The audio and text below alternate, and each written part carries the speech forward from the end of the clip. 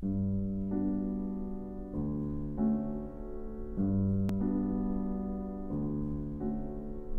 was born in Moscow in 1946, and I grew up in a family of a scientist. My mother was a physician, and my father was a physical chemist who got interested in molecular biology. I'm more shy than most people, so when I was much younger, I spent most of my time with books rather than with people. And these books very often were biographies of mathematicians, physicists. I saw them as people who were interested in interesting things to the exclusion of everything else. And it applied to me in spades.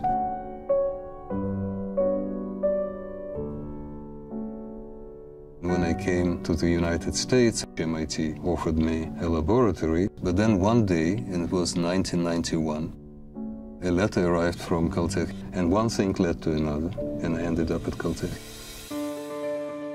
Entering one's lab and trying to do what people call science is actually an adventure. Many stones have to be upturned before you actually discover something. The trick is to imagine something genuinely new while being severely constrained by what is already understood. I happen to occupy a specific niche in molecular biology called the ubiquitin system.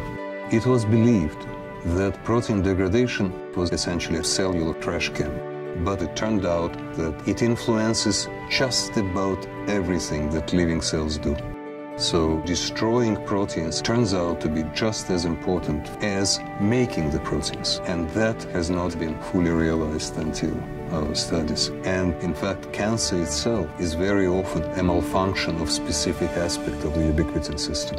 This field is still wide open for exploration. I do not see mysteries in biology anymore. I see deep and solvable puzzles. It's beautiful, unexpected, interesting. I would like to say how grateful I am for the honor of this distinguished award. My wife Vera and I plan to spend about half of this prize by transferring these funds to Caltech to support work in the lab, because some of the risky experiments that we basically postponed no longer would be postponed thanks to the breakthrough prize.